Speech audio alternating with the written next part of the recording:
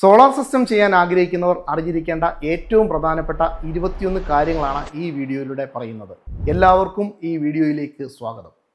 നമ്മൾ വാങ്ങാൻ ആഗ്രഹിക്കുന്ന സോളാർ സിസ്റ്റത്തെ പറ്റിയുള്ള അറിവാണ് ഇതിൽ ഏറ്റവും പ്രധാനം. വലിയ സോളാർ സിസ്റ്റത്തിൽ പ്രധാനമായും 3 സിസ്റ്റമാണുള്ളത്. Solar on grid system, solar hybrid system, solar off grid system. ഇതിൽ ഏത് സിസ്റ്റം തിരഞ്ഞെടുക്കണം എന്നുള്ളത് നമ്മുടെ ആവശ്യത്തിനനുസൃതമായിട്ടാണ്. എന്താണ് ഈ സിസ്റ്റം, ഇതെങ്ങനെയാണ് പ്രവർത്തിക്കുന്നത്, നമ്മുടെ ആവശ്യത്തെ ഇത് എങ്ങനെ നിറവേറും എന്നീ കാര്യങ്ങളാണ് അത്യാവശ്യമെങ്കിലും നമ്മൾ അറിഞ്ഞിരിക്കേണ്ടത്. രണ്ടാമത്തെ കാര്യം, ഏറ്റവും പ്രധാനപ്പെട്ട മറ്റൊരു കാര്യമാണ് നല്ല ഏജൻസിയെ കണ്ടെത്തുക എന്നുള്ളത്. ഇന്ന് കേരളത്തിൽ 1400ഓളം രജിസ്റ്റേർഡ് MNRE വെൻഡേഴ്സും അവരുടെ സബ് ഏജൻസികളും ഏജൻറ്റുമാരും വളരെ കൂടുതലായതുകൊണ്ട് തന്നെ ഒരു നല്ല ഡീലറെ കണ്ടെത്തുന്നത് ശ്രദ്ധാപൂർവമായിരിക്കണം. നല്ല ഏജൻസിയെ കണ്ടെത്തുമ്പോൾ പ്രധാനമായും ശ്രദ്ധിക്കേണ്ടത് സോളാർ ഇലക്ട്രിക്കൽ മേഖലയിൽ അവരുടെ പ്രവർത്തന പരിചയവും സർവീസിൽ അവർ എത്രത്തോളം ജാഗരൂകരാണ് എന്നുള്ളതുമാണ്. നല്ല ഏജൻസിയെ കണ്ടെത്താൻ സാധിച്ചാൽ തന്നെ നിങ്ങളുടെ 90% പ്രശ്നങ്ങളും അവർ പരിഹരിച്ചുകൊള്ളും. മൂന്നാമത്തെ കാര്യം, കൃത്യമായ വെയിൽ ലഭിക്കുന്ന ഇടം നിങ്ങൾക്ക് ഉണ്ടായിരിക്കണം. മാക്സിമം വെയിൽ ലഭിക്കുന്ന സ്ഥലം ഉണ്ടെങ്കിൽ മാത്രമേ നമുക്ക് സോളാർ ലാഭകരമായി ഇൻസ്റ്റാൾ ചെയ്യാൻ സാധിക്കുകയുള്ളൂ. നിങ്ങൾ സോളാർ പാനൽ വയ്ക്കുവാൻ ആഗ്രഹിക്കുന്ന സ്ഥലത്ത് സോളാർ പാനൽ ഇൻസ്റ്റാൾ ചെയ്ത് കഴിഞ്ഞാൽ എത്ര ഇലക്ട്രിസിറ്റി അതിൽ നിന്ന് പ്രൊഡ്യൂസ് ചെയ്യുമെന്ന് ഏകദേശം മനസ്സിലാക്കിയിരിക്കണം. ബിൽഡിങ്ങിൻ്റെ തന്നെ നിഴൽ മുതൽ മരങ്ങളുടെ നിഴൽ വരെയുള്ള പല പ്രശ്നങ്ങളും വെയിലിനെ തടയുകയും അത് പ്രൊഡക്ഷനെ ബാധിക്കുകയും ചെയ്യാറുണ്ട്.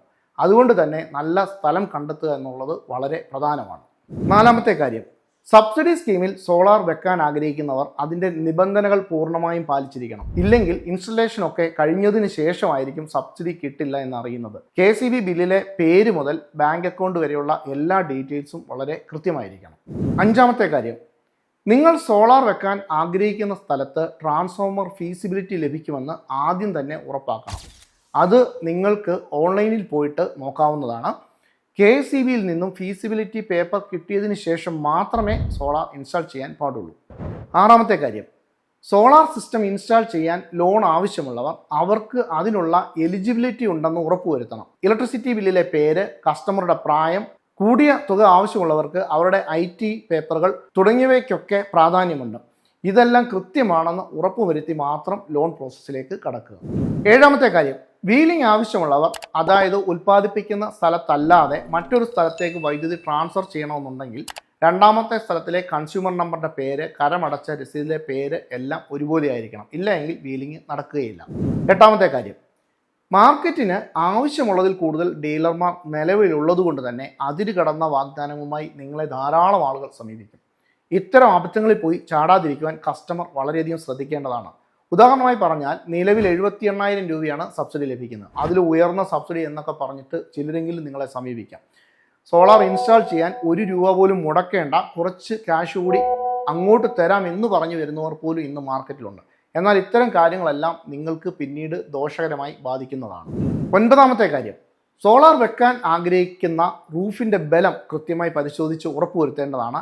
ഫ്ലാറ്റ് റൂഫ് ആണെങ്കിലും ഷീറ്റ് ഇട്ട റൂഫ് ആണെങ്കിലും ഓടിട്ട റൂഫ് ആണെങ്കിലും ഈ ഒരു കാര്യം ഉറപ്പുവരുത്തണം. ആവശ്യമായ ബലം ഇല്ല എങ്കിൽ ബലപ്പെടുത്തിയതിന് ശേഷം മാത്രമേ സോളാർ ചെയ്യാവൂ. പത്താമത്തെ കാര്യം, ഇൻസ്റ്റലേഷൻ ടീമിൻ്റെ അനുഭവ പരിചയം വളരെ പ്രാധാന്യമുള്ള സംഗതിയാണ്. എത്ര മികച്ച പ്രോഡക്റ്റാണ് നിങ്ങൾ വാങ്ങുന്നതെങ്കിലും ഇൻസ്റ്റലേഷൻ കറക്റ്റായിട്ടല്ല ചെയ്യുന്നതെങ്കിൽ ഭാവിയിൽ കംപ്ലൈൻറ്റിനുള്ള സാധ്യത വളരെ കൂടുതലാണ്. 11ാമത്തെ കാര്യം, സാധാരണയായി KCBയിൽ നിന്നാണ് നെറ്റ് മീറ്റർ ലഭിക്കുന്നതെങ്കിലും ചില സാഹചര്യങ്ങൾ ഇത് ലഭിക്കാതെ വരാം.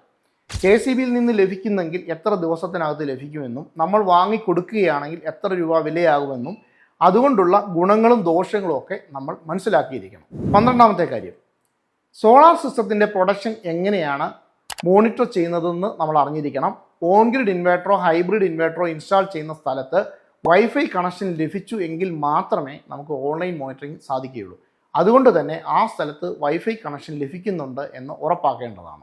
13ാമത്തെ കാര്യം, വില മാത്രം നോക്കി സോളാർ ഓൺ ഗ്രിഡ് സിസ്റ്റമോ ഹൈബ്രിഡ് സിസ്റ്റമോ വാങ്ങുന്നവർ ആകരുത് നിങ്ങൾ. വില മാത്രം നോക്കി വാങ്ങിയാൽ നല്ല ക്വാളിറ്റിയുള്ള പ്രൊഡക്റ്റോ ആഫ്റ്റർ സർവീസോ ലഭിക്കുവാൻ ബുദ്ധിമുട്ട് നേരിടാം. റിട്ടേൺ ഓഫ് ഇൻവെസ്റ്റ്മെൻറ്റിന് പ്രാധാന്യം കൊടുക്കുന്നതോടൊപ്പം തന്നെ ക്വാളിറ്റിക്കും ആഫ്റ്റർ സർവീസിനും നിങ്ങൾ പ്രാധാന്യം നൽകിയിരിക്കണം. 14, സോളാർ ഹൈബ്രിഡ് സിസ്റ്റമാണ് വയ്ക്കുവാൻ ആഗ്രഹിക്കുന്നതെങ്കിൽ, അതായത് ബാറ്ററി ഉള്ള സിസ്റ്റമാണ് വയ്ക്കാൻ ആഗ്രഹിക്കുന്നതെങ്കിൽ അതിൻ്റെ ചിലവിനെ പറ്റിയും ബാറ്ററിയുടെ ആയുസിനെ പറ്റിയും നമ്മൾക്ക് നല്ല ധാരണ ഉണ്ടായിരിക്കണം. ഹൈബ്രിഡ് സിസ്റ്റത്തിൻ്റെ പ്രവർത്തനത്തെപ്പറ്റി നമ്മൾ കൃത്യമായിട്ട് തന്നെ മനസ്സിലാക്കിയിരിക്കണം. നമ്മുടെ ഏതൊക്കെ പ്രൊഡക്റ്റ് എത്ര സമയം വർക്ക് ചെയ്യണം എന്നതിനെപ്പറ്റി നമുക്കൊരു ഏകദേശ ധാരണ ഉണ്ടായിരിക്കണം. എങ്കിൽ മാത്രമേ നമുക്കൊരു കൃത്യമായ ഹൈബ്രിഡ് സിസ്റ്റം വയ്ക്കുവാൻ സാധിക്കുകയുള്ളൂ. 15ാമത്തെ കാര്യം, സോളാർ വയ്ക്കുന്നവർ ശ്രദ്ധിക്കേണ്ട മറ്റൊരു കാര്യമാണ് ഭാവിയിലെ സർവീസ്. സോളാർ സിസ്റ്റത്തിലെ ചില ഉപകരണങ്ങൾക്ക് കമ്പനികൾ നേരിട്ട് തന്നെ സർവീസ് നൽകുന്നുണ്ട്. എന്നാൽ ഏജൻസിയുടെ സൈറ്റ് സർവീസ് സപ്പോർട്ട് കൂടി ഉണ്ടെങ്കിൽ മാത്രമേ നിങ്ങളുടെ സോളാർ സിസ്റ്റത്തിന് എന്തെങ്കിലും സർവീസ് വന്നാൽ എളുപ്പത്തിലും പൂർണ്ണമായും പരിഹരിക്കുവാൻ കഴിയുകയുള്ളൂ. അതുകൊണ്ട് തന്നെ ഡീലർക്ക് ഒരു സർവീസ് സെറ്റപ്പ് ഉണ്ടെന്ന് ഉറപ്പാക്കിയിരിക്കണം. 16ാമത്തെ കാര്യം, കൊട്ടേഷനുകളിൽ ഹിഡൻ ചാർജുകളില്ല എന്ന് ഉറപ്പുവരുത്തണം. പ്രൊജക്റ്റ് കമ്മീഷൻ ചെയ്യുന്നത് വരെയുള്ള തുകയാണ് കൊട്ടേഷൻ ഉണ്ടാകേണ്ടത്. അഡീഷണലായി വരാൻ സാധ്യതയുള്ള ചാർജുകൾ കൃത്യമായി കൊട്ടേഷനിൽ ഉണ്ടെന്ന് ഉറപ്പാക്കി വേണം നമ്മൾ വർക്ക് സ്റ്റാർട്ട് ചെയ്യാനായിട്ട്. 17ാമത്തെ കാര്യം, ഇന്ന് തന്നെ ബുക്ക് ചെയ്തു എങ്കിൽ മാത്രമേ ഓഫർ ലഭിക്കുകയുള്ളൂ എന്നതുപോലെയുള്ള വാഗ്ദാനങ്ങൾ കേട്ട് സോളാറിന് ഓർഡർ ഒരിക്കലും നൽകരുത്. നിങ്ങൾ ദീർഘകാലത്തേക്ക് ഉപയോഗിക്കുവാനായി വാങ്ങുന്ന ഒരു പ്രൊഡക്റ്റാണ് ഇതെന്ന് മനസ്സിലാക്കി അതിന് യോജിച്ച പ്രൊഡക്റ്റും അതിൻ്റെ ക്വാളിറ്റി ഉറപ്പുവരുത്തി മാത്രം വാങ്ങുക. 18ാമത്തെ കാര്യം, ഹൈറ്റ് കൂട്ടി ചെയ്യുന്ന സ്ട്രക്ചറുകളിൽ ഭാവിയിൽ പാനലുകൾ കഴുകുന്നതിനും സർവീസ് ചെയ്യുന്നതിനും ആവശ്യമായ ലാഡർ, പാത്വേ, കയറുന്ന ആളുടെ സേഫ്റ്റി തുടങ്ങിയവയൊക്കെ ഉറപ്പുവരുത്തണം. കഴിവതും ഈസിയായി കയറാൻ പറ്റുന്ന രീതിയിൽ തന്നെ ഇത്തരം സ്ട്രക്ചറുകൾ ചെയ്യാൻ ശ്രദ്ധിക്കണം. അതിനായി അല്പം കൂടി പണം ചെലവാക്കേണ്ടി വന്നാലും മടി വിചാരിക്കരുത്. 19ാമത്തെ കാര്യം, നിങ്ങളുടെ ഇലക്ട്രിസിറ്റി ബില്ലിന് ആനുപാതികമായി എത്ര കിലോവാട്ടിൻ്റെ സോളാർ സിസ്റ്റം വേണമെന്ന് കണക്കാക്കണം. ഇത്തരത്തിൽ കപ്പാസിറ്റി കണക്കാക്കുമ്പോൾ ഭാവിയിലെ ആവശ്യം കൂടി പരിഗണിക്കുന്നത് നല്ലതാണ്. ഉൽപ്പാദിപ്പിക്കപ്പെടുന്ന വൈദ്യുതി ശരിയായ രീതിയിൽ എങ്ങനെയാണ് ഉപയോഗിച്ചിട്ട് കൂടുതൽ ലാഭകരമാക്കാം എന്നുകൂടി അറിഞ്ഞിരിക്കേണ്ടതാണ്. 20ാമത്തെ കാര്യം, ഫ്ലാറ്റ് റൂഫിലാണ് സ്ട്രക്ചർ ചെയ്യുന്നതെങ്കിൽ ഭാവിയിൽ ലീക്കേജ് ഉണ്ടാകാതിരിക്കുന്നതിനുള്ള മുൻകരുതലുകൾ എടുത്തിരിക്കണം. കോൺക്രീറ്റിൻ്റെ പഴക്കം, അതിൻ്റെ കനം, ഉപയോഗിച്ചിരിക്കുന്ന മെറ്റീരിയലുകൾ തുടങ്ങിയവയെ പറ്റിയുള്ള നമ്മളുടെ അറിവുകൾ ഏജൻസിയോട് ഷെയർ ചെയ്യാനായിട്ട് മറക്കരുത്. 21ാമത്തെ കാര്യം, എർത്തിങ്, ലൈറ്റ്നിങ് അറസ്റ്റർ തുടങ്ങിയവയുടെ കൃത്യമായ ഇൻസ്റ്റലേഷനെ ഒരിക്കലും അവഗണിക്കരുത്. ഇത് നമ്മളുടെ സോളാർ സിസ്റ്റത്തിൻ്റെ ലൈഫിനെ ബാധിക്കുന്നതാണ്. ഭൂമി കുഴിച്ചുള്ള പണികൾ ചെയ്യുമ്പോഴും ഭിത്തിയിൽ കൂടിയുള്ള വർക്കുകൾ ചെയ്യുമ്പോഴും പൈപ്പുകൾ, ടാങ്കുകൾ തുടങ്ങിയവയെ പറ്റിയൊക്കെ ഏജൻസിയെ കൃത്യമായി തന്നെ ധരിപ്പിച്ചിരിക്കണം. സോളാർ വാങ്ങാൻ ആഗ്രഹിക്കുന്നവർ ശ്രദ്ധിക്കേണ്ട ഏറ്റവും പ്രധാനപ്പെട്ട 21 കാര്യങ്ങളെപ്പറ്റി നിങ്ങൾക്ക് ഇപ്പോൾ മനസ്സിലായി കാണുമെന്ന് വിചാരിക്കുന്നു. ഇപ്പോൾ നിങ്ങൾ കണ്ട വീഡിയോയിലെ ഓരോ പോയിന്റിനെ പറ്റിയും ഞങ്ങൾ വിശദമായിട്ട് വീഡിയോ ചെയ്യുന്നതാണ്. അത് നിങ്ങൾക്ക് കൂടുതൽ ക്ലാരിറ്റി ലഭിക്കുന്നതിന് സഹായകരമായിരിക്കും. തുടർന്ന് ഇത്തരത്തിലുള്ള വീഡിയോകൾ ഞങ്ങൾ അപ്ലോഡ് ചെയ്യുന്നതാണ്. നിങ്ങൾ സോളാറിനെ പറ്റി കൂടുതലായി പഠിക്കാനും അറിയാനും ആഗ്രഹിക്കുന്നുവെങ്കിൽ ഈ ചാനൽ സബ്സ്ക്രൈബ് ചെയ്യാനും ഫോളോ ചെയ്യാനും മറക്കാതിരിക്കുക. ഈ വീഡിയോ ഇഷ്ടപ്പെട്ടുവെങ്കിൽ ലൈക്ക് ചെയ്യാനും ഷെയർ ചെയ്യാനും മറക്കരുത്. കൂടുതൽ സോളാർ നേച്ചർ ടെക് വീഡിയോകളുമായി നമുക്ക് വീണ്ടും കാണാം. നന്ദി, നമസ്കാരം.